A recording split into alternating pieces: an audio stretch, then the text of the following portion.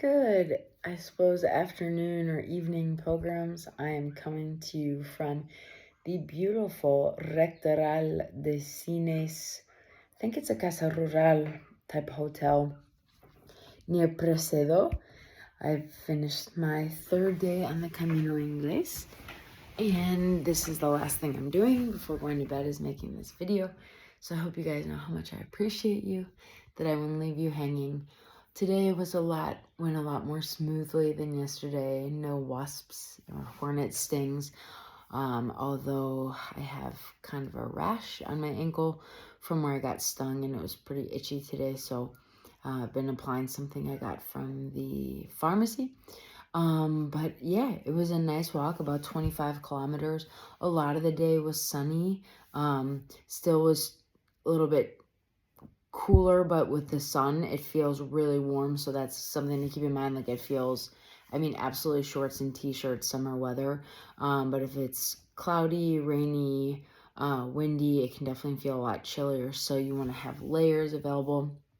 I was in shorts and a short sleeve shirt because I'm always sweaty and hot, and then I get cold and then I get hot. But anyway, it was a good walk. Again, a lot of uphills and downhills.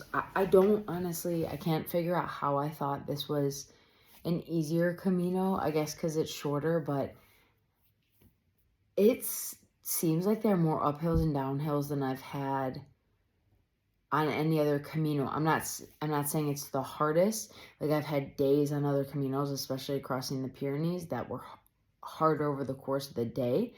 But this is a lot of uphills and downhills. I've heard that really kind of tapers off after today, after reaching Presedo. But yeah, it was a good day. I got to walk with 2 Italian pilgrims. I hadn't walked with anybody yet. Both my days had been solo walking, despite seeing a lot of other pilgrims like in the albergues. Never could figure out why we weren't kind of synced up in our walking timing. But just a note about today, there was like a big bed race to Presedo. A lot of pilgrims were up early because we were 19 pilgrims in the albergue in Miño. So, and then there are other accommodations too. And there were only 14 beds in the albergue in Presedo. So I understand kind of the panic, I suppose. I had already reserved here, so I just wanted to get a later start, but was woken by all of the bag wrestling and people packing up. But in the end, I was messaging with a pilgrim I've met who's staying there tonight. She said there's still beds available, so it might not be as big of a rush as you think. I guess some people had a lot shorter days in Betanzos, and other people had longer days to Bruma. So it's worth asking the pilgrims in Miño where they're headed the next day. But yeah, quick note, Betanzos, find a way to stay there if you can work it into your itinerary. It's a bigger town city, and it's really cute, medieval, really good food, very unique tortilla de patatas that if you like eggs, they leave it really runny in the middle, so that was good and unique.